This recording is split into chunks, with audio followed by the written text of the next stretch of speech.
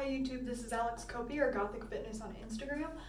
Today I'm trying something new. I am trying very hard to talk into the camera of my phone and not to myself. I have a pretty difficult time looking not at making eye contact with myself in the camera, and so I'm trying to focus on where the camera lens is this time. So if it seems a little awkward, that's why I might be like kind of looking like shifty, like glancing at myself and then glancing back at the camera. But we're gonna try. I'm just trying to make my videos be as best as they can be for you guys. So we're trying that. I'm actually looking at pricing out real cameras instead of cell phone cameras right now. And I'm also working on getting a logo for the YouTube channel, as well as those end caps and like the end screens where you can like click to like where people point to like click over here to subscribe or click down here to do the notifications. So we're working on all that. So I have some news for this week. First of all, I stretched my ears up again, so check that out. Look, new sparkly earrings. I think I'm at a 9/16 now, so that's super exciting. And then the other big news is that I am officially, for the first time in my adult life, a normal weight. So that's super cool. According to the BMI scale, when I first started this journey, I was obese. And I've been overweight now for a very long time, and I went to the doctor this past week, and they actually told me that I'm finally like at a normal BMI. So that's super cool. Like that's the first time that's like I said, that's happened in my adult life. So I'm really stoked about that. And so I figured now that I am technically in the normal BMI range, that I felt kind of comfortable talking to you guys about what I have done with my weight loss journey and how I have been able to be successful finally after years and years and years of trying. So that's kind of what this YouTube videos are going to be about today. So here we go. So basically, I have struggled with my weight ever since I was a kid. Most people say that. I was like really, really tiny, really, really skinny when I was like 5 or 6 years old. And as soon as I started getting like to 8, 9, 10, and I started getting hormones and started, getting closer to, going through puberty, I started putting on weight. I specifically remember one of my family members that was visiting. One time we were sitting in a inflatable pool out in the yard, and my family member kind of grabbed my fat and pinched me and said, "Oh, don't worry, you'll lose that baby chub as you get older or as you grow taller." Well, the thing is about that, I never really grew taller. I've been 5'2" for a very long time. So from there, basically all through middle school and all through high school, I was always like a little bit overweight. I was never super concerned about it. I was a little self-conscious. I wouldn't wear bikinis like the rest of the girls. I always wore a one piece or a tankini that like covered my stomach, but I didn't feel like I didn't feel like it was a problem, I guess. And then I very specifically remember a memory of these two boys walking through the hallway at school and talking about how Jessica Simpson was like 5'5" and like 150 pounds, and like how disgusting that was, that she was 5'5" and 150 pounds and how she was so fat. And I remember like thinking about to myself like, oh well, I'm 130 pounds and I'm 5'2", so like, if you take 2 inches away from that, like, I'm like, does that mean I'm fat? And I really that was like the first time that I really was like self-conscious of my weight, and was like wondering if it was a problem. And then I went to a doctor, my pediatrician at the time, and I remember my pediatrician telling me that I had put on 20 pounds in 1 year. And my pediatrician kind of said something to my mom about, well, you need to watch that. But my pediatrician said that to my mom. He didn't directly say to me hey, you need to make sure that you're eating healthy or you're exercising, and telling I was probably 13 or 14 at the time, telling a 13 or 14-year-old oh hey, you gained 20 pounds in a year, that is just going to give that child self-esteem issues. And I mean, and maybe it was just me, but my experience growing up was that nobody really knew how, and this is including our parents, health teachers, Like doctors, people who should have known how to talk to kids about this did not know how to talk to kids about this. It was like either just like, oh, you're getting kind of chubby, you better watch out, or like, oh, you put on this much weight, like you need to be careful. But there was no like actual dialogue or discussion about what it means to be healthy. And I think that that's like the biggest thing that has failed our young people, and why childhood obesity is now such a big issue. So I remember at that period of time in my life, I tried to not eat at all, or very, very, very restrict my calories, which did not work. Obviously, it was not successful. I also, I remember like starving myself to the point where I would get lightheaded during the day at school and things like that. But that would never last more than like a week or so, because I love food, and so I would do that for like a couple days, and then I'd just be like, oh, like, I want pizza, and so I'd just eat pizza. And then I tried to just like go really extreme into working out, but again, because nobody had ever taught me what working out was like, and like I said in my last video, I never played sports in high school. I wasn't an athlete or anything like that, so I wasn't physically active in that way. But all I saw was like things on the internet, or like heard like my friends talking about like, oh, you just have to do crunches, like to make your stomach flat. So I spent a lot of time just like trying to do like 100 crunches a night, or 100 crunches and 100 sit-ups and 100 bicycles, and like all these different like ab workouts. And that was like pretty much all I did as far as working out, like, because I thought that was what, and like my arms I felt like looked fine, and my legs I felt like looked fine, but it was just like my stomach. So I felt like if I just did crunches, like that would get rid of that problem. So that was pretty much all through high school.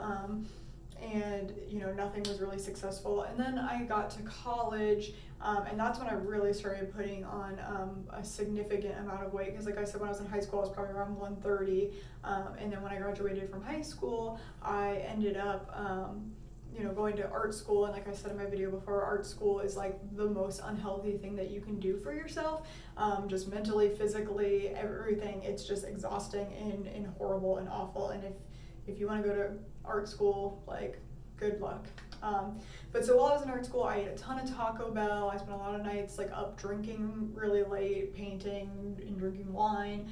There was always free pizza on campus. I actually moved out of my parents' house for a while, and my friend and roommate worked at Chicago's Pizza, and so a lot of the time she would come home from Chicago's Pizza and we would just eat stale breadsticks because we didn't have enough money for food.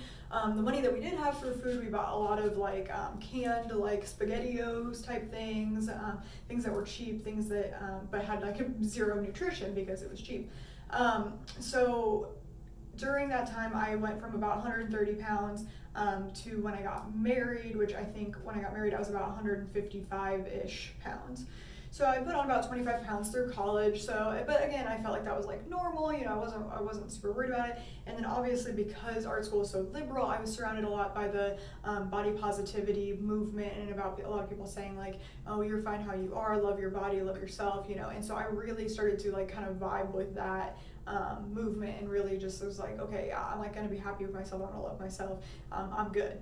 So after I got married, again, I was fine. Like I thought everything was good, and my husband started cooking for me, and he made me a lot of like really good food, and I started birth control, and like throughout the process of that, I ended up gaining more weight, and I got up to my highest weight, which was 180. At this point in time, I was still in denial. I was still, kind of like just being, I love my body. So because I love my body, I'm fine with how I am. At that time, I don't know if it was necessarily like unhealthy for me to do that, because I was really, I didn't know how to lose weight in a healthy way at that point in time. So I'm not going to say that it was the healthiest thing in the world, but it was better than me going back to like my middle school self and like starving myself, or doing stupid exercises that don't work. So I lived that way for a while, and then I remember I got my pictures taken in my sister's wedding, and I just remember looking like at the pictures from my sister's wedding and thinking, oh my gosh, this has kind of gotten out of control. Like, I don't want to look, I didn't recognize myself. And I think that was the biggest thing for me, is like I looked at these pictures and it did not look like what I had in my image in my head. And a lot of the things that I saw in the body positivity movement was that your body like settles at a certain area that's where your weight is supposed to be. And I looked at that picture and I'm like, that is not where my weight is supposed to be. Like, I obviously look unhealthy. My face, like, I obviously looked inflamed and in pain, and I wasn't happy. And it wasn't a thing, because I wasn't self-conscious at that point in time at all. Like, I was living my best life. I was happy with myself. I loved my body, like all that stuff. But when I saw that picture of myself, I was like, I'm not healthy. So that's where I kind of all started, where I was trying to like figure out, okay, well, how am I gonna get fit? How am I gonna do this? And so I'm gonna talk a little bit about that process now. So the first thing I started to do, and I'm going to tell you what was successful and what was unsuccessful as well. And I'm also going to start off by saying every single person is different. So I'm not saying that you should follow my plan, what I did exactly, and I'm not trying to say that you're not going to have to make adjustments for your own body and yourself. But I do want to give you guys some ideas, and maybe some of these things would help. Okay, so we are learning. Like I said, we're trying to make our YouTube videos better. I just realized that my phone ran out of space and I couldn't keep recording. So we're going to learn how to edit 2 videos together today once we go to post this. But back to what I was saying.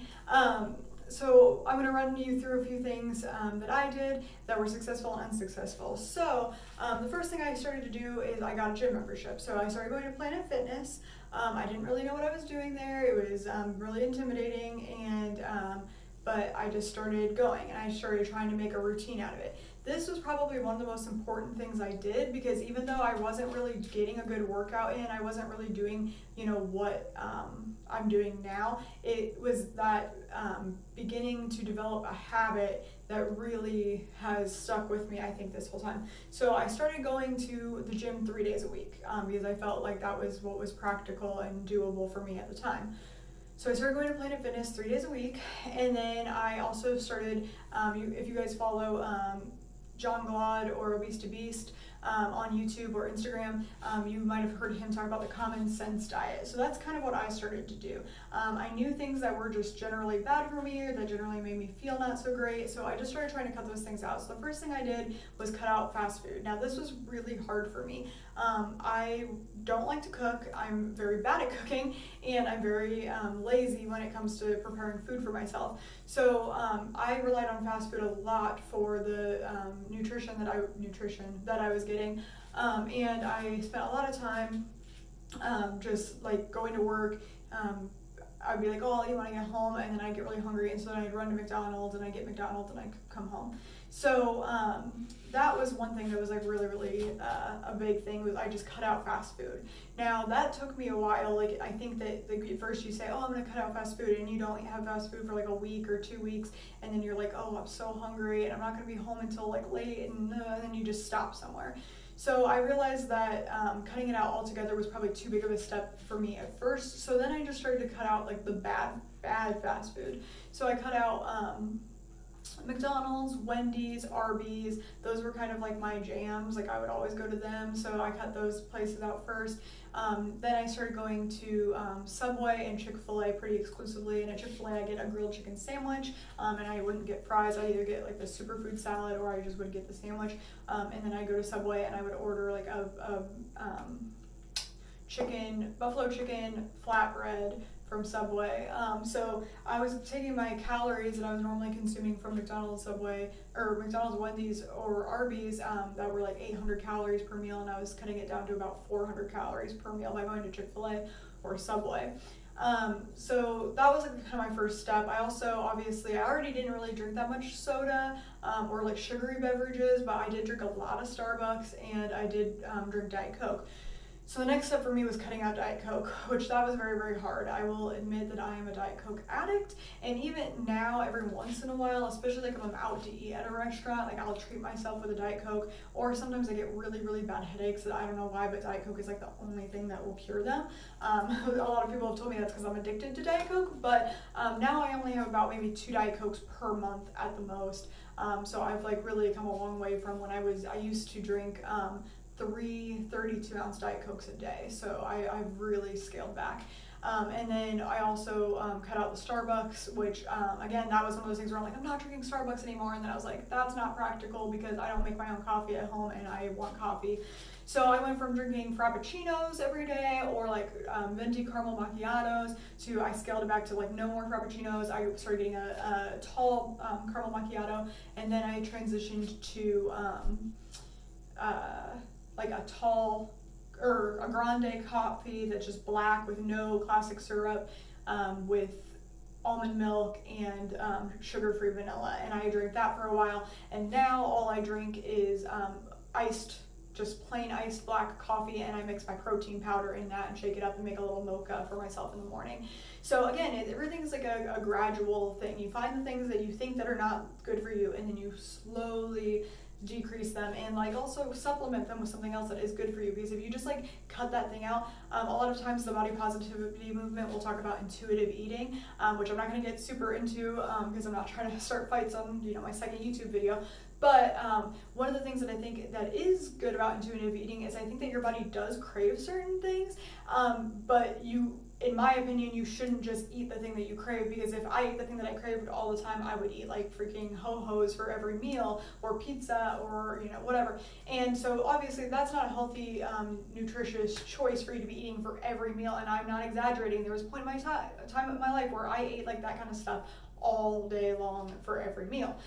So what you can do instead is figure out what your body craving, and for me, like the coffee, it was the caffeine that I was craving, and again, that like helps my headaches because it keeps me awake in the morning. So I just slowly gradually changed my coffee consumption from something that was really, really unhealthy for me. It had no nutrients, all sugar, all fat, all just like nothing. Like literally, if you look at the nutrition label for those Frappuccino drinks, there's a very, very, very few like nutrients that you are getting out of those. But then I was able to transition it to something that like protein powder with coffee added that still gives me my coffee fix that I need, or that I want, I should say, but also gives me the added protein that my body is actually craving and actually needs to function.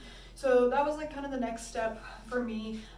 Then I started calorie counting. Now I know for a lot of people calorie counting is scary or tedious. I started with MyFitnessPal, which if you've been using MyFitnessPal and you like it, like keep going with it. Like a lot of people love it. But I found an app that I actually like a lot more called Berrytastic.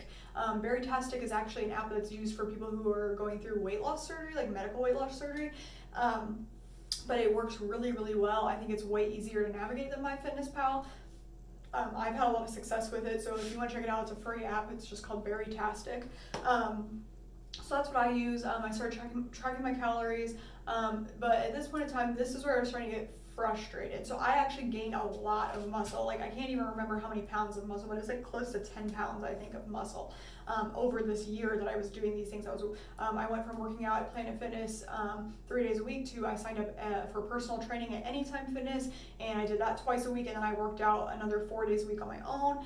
So I was working out like 6 days a week, eating better but not perfect, and I lost a little bit of weight at first. I think I lost about 20 pounds. I was feeling pretty good about myself, and then I started gaining a bunch of muscle, and I started gaining some weight, which I was okay with. I was like, it's fine, I'm just gaining muscle. But then there's these cool things at Anytime Fitness that you can use called an InBody, which if you don't know where it is, it's like you stand on this thing and you've got these electrodes in your hand and you hold them out, and then it it doesn't shock you, but it like scans your body basically, and based on your age, weight, height, and then whatever it does with the thing, it measures your skeletal muscle mass and your body fat percentage, and it gives you like your BMI calculation, and it also tells you your basal metabolic rate, which I've heard from a couple of people, including my sister who's a dietitian, that the InBody basal metabolic rate can be a little bit off, but it can at least give you a rough idea.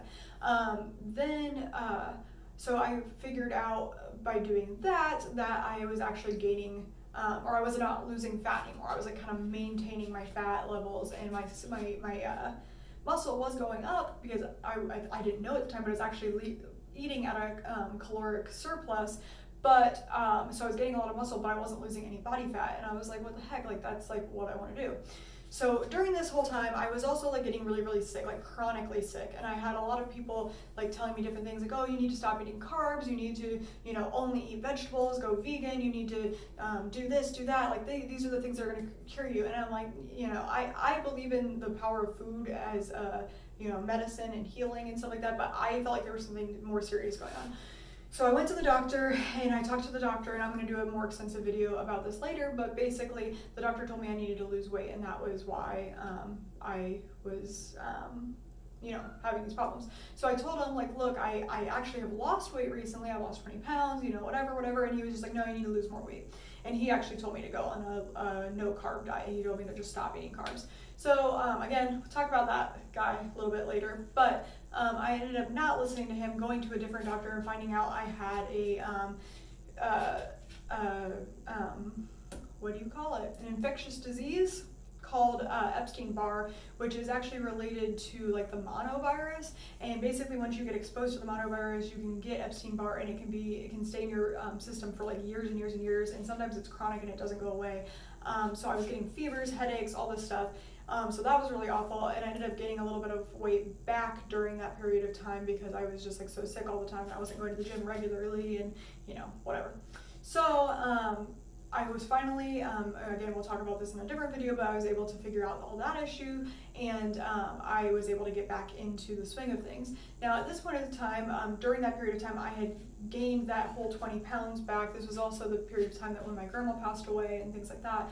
And I basically gained all the weight I lost back, and I was very frustrated and very feeling like that this was not a possible thing for me to do, and that weight loss wasn't achievable, and that it wasn't wasn't in the cards for me, I guess. So after that, I I went to an actual my new doctor that I ditched after the old doctor, and was like, look, obviously I'm gaining weight rapidly. I struggled so hard last year to lose the 20 pounds that I lost in a year period of time, and that was so hard for me to lose that 20 pounds. Like something is not right. Like I just kept saying that, like something's wrong with my body. I have a thyroid issue. Like something's got to be wrong. So they checked my thyroid. They did all these blood tests. They tried to do all this stuff to figure out like what was wrong with me. And the only thing they came back with was that I had an insulin resistance. So knowing that I had an insulin resistance, it is a little bit more difficult for people with insulin resistances to lose weight. But an insulin resistance is caused by being overweight, and it's kind of like pre-diabetes. So once I found out that I had this, it kind of set me into like almost panic mode. Like I need to get this figured out like now, because I do not want to get to the point where I have diabetes. So I actually went to a weight loss doctor who talked to me through like the process of more efficiently and more thoroughly explained to me about insulin resistances and what they do to your body and things like that. And like the biggest thing two biggest things I learned was, number one, a lot of times they tell, especially women, doctors or dietitians or whoever will tell women like, oh, you should be eating 6 small meals a day, all day long. You shouldn't be eating 3 regular sized meals because it's not good for your body. You need to be eating all day long. Well, at least for people with insulin resistances, that is not true. If you eat small meals all day long, and you don't have periods of time of fasting, your blood sugar is staying elevated that entire time, because every time your blood sugar, so basically you start out in the morning, your blood sugar is low, you eat something and it spikes up, and then normally you start dipping back down until you get to like where you're gonna have lunch, and then it spikes back up, and then you keep going until you're gonna have dinner, and then it goes back down. But what you do if you're eating 6 times a day is it goes up, and then as soon as it starts going down, it goes up again, and as soon as it starts going down, it goes up again. So throughout the day, you're keeping your blood sugar elevated, which is not what you want to do if you have an insulin resistance. So I stopped eating snacks because of the recommendation of my doctor. I started eating 3 meals a day. I started eating smaller meals, less calories. The other big thing that I learned was that I had basically been eating like I said earlier, at a caloric surplus this entire time. So my trainer at the time was telling me, maybe eat 1,500 calories a day. I think we dropped down to like maybe 1,200 at the lowest amount of calories I was eating. And everybody, anytime I said I was eating 1,200 calories, people were like, oh my gosh, that's not enough calories, you need more calories, blah, blah, blah, blah. Well, after going to the weight loss doctor and talking to them and figuring out what my actual, and you can have a dietitian do this for you, again, if you're going to do something like this and you're trying to lose a lot of weight, this is a big medical change, and I'll talk a little bit about some things that can go wrong. So I highly recommend going and seeing a doctor, at least your physician, if not a weight loss specialist, before you start doing something like this, because you can like really screw yourself up both mentally and physically if you lose weight in the wrong way. So I highly recommend seeing a doctor that you feel comfortable with before starting any sort of process like this. But we ended up doing my basal metabolic rate and found out that my basal metabolic rate is only 1,300 calories a day. So my body naturally only burns 1,300 calories a day. So while the whole time I was eating 1,500 calories, I was actually eating at a caloric surplus, thinking that I should be losing weight, because I was like, oh, normal people burn 2,000 calories. So if I eat 1,500 calories, that's actually low. Well, it's not low. It wasn't low for me. So and this is, just normal. I mean, this is the truth. This is science, it's calories in versus calories out. And fitness is a lot more complicated than that, but that's like the basis of everything as far as weight loss goes. Calories in versus calories out. And for me, I was eating at a calorie surplus and getting frustrated as to why I wasn't losing weight. So once I knew what that basal metabolic rate was, like, it changed my life forever. I started eating 1,000 calories a day, which I know as soon as anybody says 1,000 calories a day, it's like, oh my gosh, that's not enough food, like you're gonna blah blah blah. I remember I went on a diet in high school when I was eating 1,000 calories a day, and like my friend's mom like freaked out and was like, no, you're gonna develop an eating disorder, you can't do that, you can't do that. I mean, I shouldn't have been doing it because I didn't know what I was doing back then, but if my basal metabolic rate was the same, which I don't know if it was because I was younger, but if it was the same back then, I could have been eating 1,000 calories a day and been totally fine. But the problem is people don't, like, my husband, can eat a lot more than me because he is a tall, large man, and I am a small, tiny woman, and I can't eat as much as him. My body doesn't burn as many calories. So that was like the huge turning point for me on where I actually started seeing constant, steady progress, was when I switched and started eating that 1,000 calorie a day diet, and being at a caloric deficit, and going to the gym regularly. So now what I'm currently still doing, because I'm now at a normal weight, but I'm at the high end of my normal weight, and I'm still not like exactly where I want to be. So I'm continuing this plan. So I'm eating 1,000 calories a day. So what that looks like right now for me, and again, you need to go get your basal metabolic rate done. You cannot eat what I'm eating and expect it to work for you, because it might be too much if you're tinier than me, or it might be way not enough if you're bigger than me, or your body's different than me, which obviously it is. So please figure out your basal metabolic rate and talk to your doctor before doing this. But what I do is I eat 200 calories for breakfast. So again, like I said before, it's my mocha shake mixed with my protein powder, or mixed with coffee to make a mocha. So protein powder, chocolate protein powder mixed with coffee. For lunch, I either have the same thing, like another protein shake, or I also have protein pudding that I really like a lot, or I'll have like a hard-boiled egg or some lunch meat, or like a little piece of cheese and a lot of vegetables. But again, it's about 200 calories, so that puts me at 400 calories for the day. And then for my dinner is where I eat like a big, protein meal of like chicken, steak. I love fish, so we don't have fish a ton, but whenever we do have fish, I love it. And then vegetables with that, and that's around a 600 calorie meal. So between all of those meals, I'm eating 1,000 calories a day. The biggest difference that I've seen so far is that I'm not hungry. I thought eating 1,000 calories a day I would be starving, but when you're actually giving your body the nutrition that it needs and not just filling it up with this junk calories that has no nutrition whatsoever, like, your body feels full, your body feels satisfied. And sure, do I crave Reese's peanut butter cups every once in a while? Heck yes, I do. And that's why I had Reese's peanut butter cups on Halloween as a treat, because I've been doing well and sticking to my diet. But on your day-to-day basis, you should be giving yourself food that is going to be nutritious for your body. And so that is what I've been like majorly focusing on doing. And you'll hear people say things like 90% or 70% or whatever of your fitness or your health or whatever is in the kitchen, and that is totally true. Like I was working out so hard, not understanding why I wasn't losing weight, not understanding why I wasn't getting the results I wanted, and as soon as I changed my nutrition, as soon as I started eating at that caloric deficit that I needed to be at, I immediately started seeing results. And then the best thing about this is there is like some restriction involved, you know, as far as what I am eating. Personally, for me, because I have the insulin resistance issue, I have been on a low carb diet. So I'm not eating no carbs, but I am on a low carb diet because the especially the refined flours and bread and things like that are very bad for insulin resistance. So I've been avoiding those kind of things.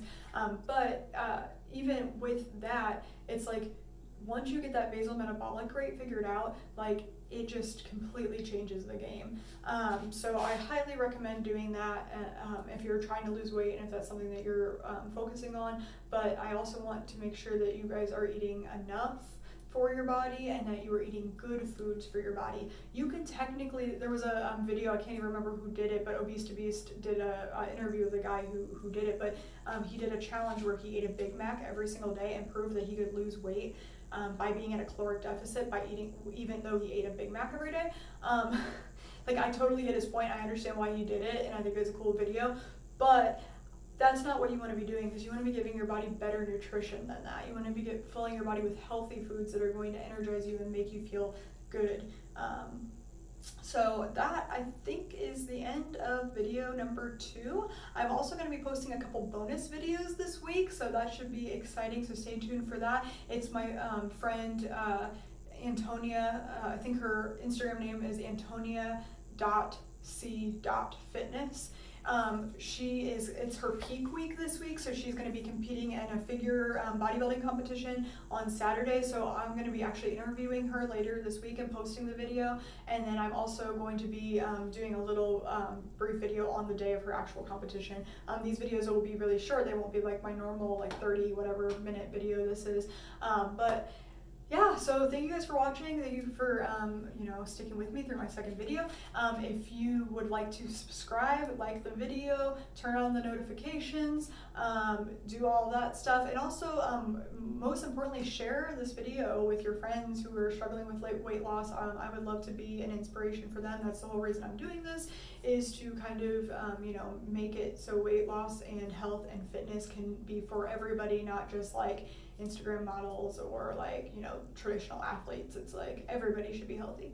So I'm also trying to think of like a cute like sign off phrase. So if you have any ideas for a cute goth related sign off phrase, put those in the comments below. Share my video again with your friends, post it on your Instagram, whatever. And thanks for watching, guys, and stay tuned for my 2 extra videos later this week. Thanks, bye.